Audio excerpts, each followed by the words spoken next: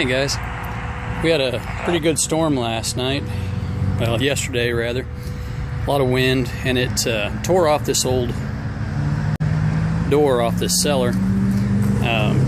This is really old property. It's a rental property, but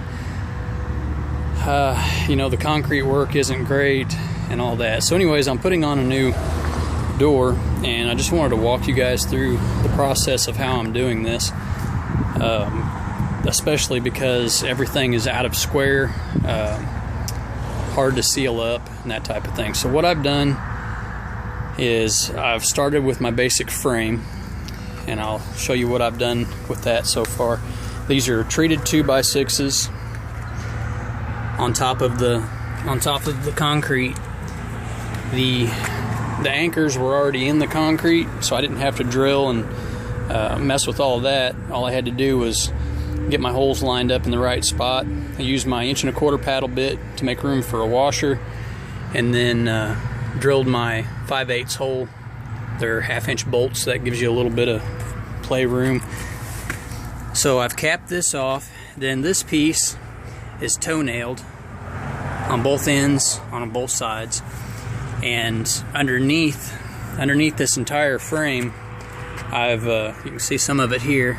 I've liquid nailed it to adhere it to the concrete, and that serves two purposes. One, it keeps the water out, and two, it keeps the bugs out. And a third purpose would be that it holds everything in place so that you're not just depending on your anchors, but also some adhesive to hold it down. So that's my framework. I've got one more piece to do, and that will be across right here, and then I'm going to start framing the door. Okay, so my opening is all framed out now, and because this is out of square, I tried to correct that as much as I could with my 2x6s, but there's just not a whole lot you can do. When the concrete's out of square, you do the best you can. So I'm going to have to work with it out of square, which means I just had to piece it in, you know, one piece at a time, and cut each piece to fit, since they're not straight cuts. Also want to mention that this is my first project using some of my new rigid tools, and I absolutely love these things. I mean, they're torquey. Don't know how long the batteries are going to last yet, but man, they're really kicking butt. So anyways, the next thing is the frame for the door, and I've started on that. I'll get it in place and show you what I've done there. So the frame for the door is in place. Now what I did is I cut my two side pieces, the longer pieces first, and you'll notice I've got a screw halfway in, and all that's doing is just holding those two outside boards in place while I cut my cross pieces. Now I've already cut the bottom and the top, and I've toe nailed those in, and I'm using all 3-inch Torx screws so far.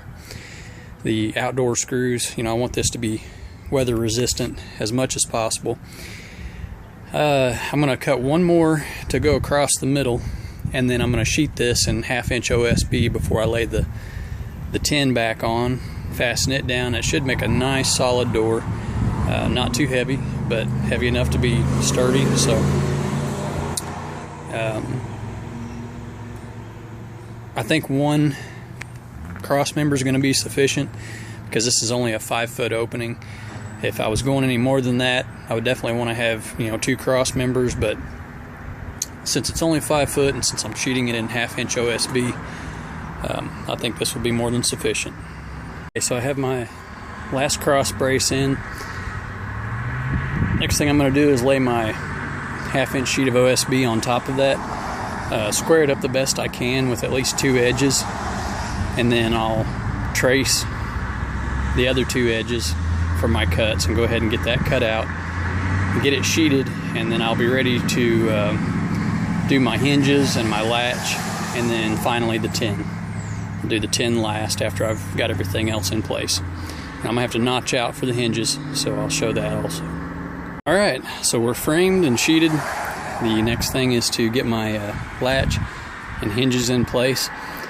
And I said before, the hinges are going to have to be notched in. So what I'm going to do is split the difference. I'm going to notch the frame on the door and the frame around the opening, each half the thickness that I need, so that they're a barn door style hinge, and that way they can set down nice and flush, and our opening will be sealed up when it's closed. My hinges are going to go, 2 hinges.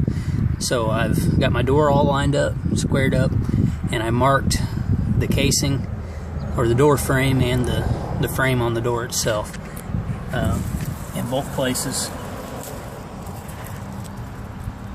where my 2 hinges are going to go. And that way when I take this door off, I don't have to guesstimate, measure, and all of that. I know exactly where the center of that hinge is going to go. So I have my hinge laying in place. As you can see, the barrel of the hinge hangs past the 2x6. It'll do the same on the door. So what I need to do now is trace around the outline of the hinge. The hinge is a 1/2 inch thick at the widest point. So what I'll need to do is notch that 1/4 of an inch on this piece, and then 1/4 of an inch on the opposite piece on the door. And that'll give me my proper distance, so that when the door is closed, it sits nice and flush instead of being up a 1/2 of an inch. So I'll get that done and get it put together.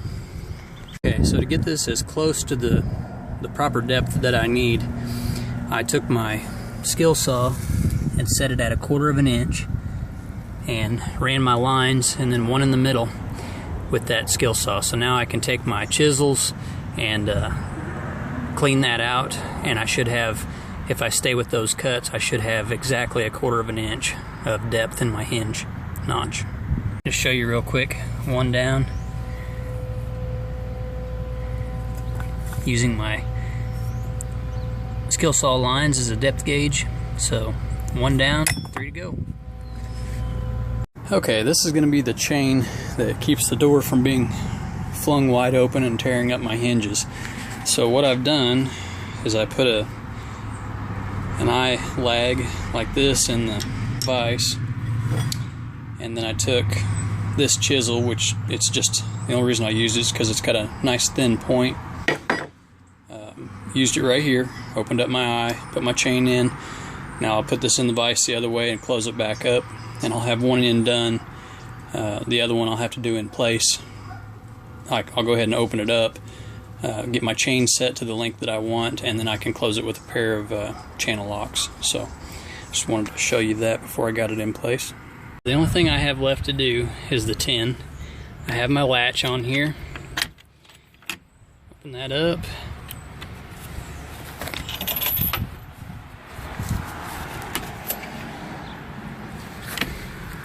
Okay, I'll show you what I was doing with the chain, and that's just simply to keep the door from being slammed open too far where it would tear up my hinges. So the hinges are all set in place. Came out nice. I used 1 3/4 inch screws, top and bottom. And on the bottom plate, I only had about 1 1/4 inch of timber before I hit the concrete, so I ran those in at an angle to burn up some of that extra length, and it worked out good. And also with those ran it at an angle like that, they'll hold better. So there's my eye bolt up here and my eye bolt down here, so that when the door closes, those two don't interfere with each other. The door can close nice and flush. And I've got some chain left over. Kind of overestimated on my chain. I grabbed an 8-foot piece, not knowing for sure how much I was going to need or exactly how I was going to configure this, and I used about 5.5 feet of it. So lesson learned there. But anyway, that's it, except for putting the tin on, and I will do that next and show you the finished product. Here it is, all finished up. It'd look a little bit better if I had new tin to put on there instead of just reusing the old material, but still not too shabby. And it's definitely sturdy and will stand the test of time. That's really what matters, especially for a rental property. You know, it just has to hold up. So thanks for watching, guys. Hope this helps if you're planning on doing a similar project.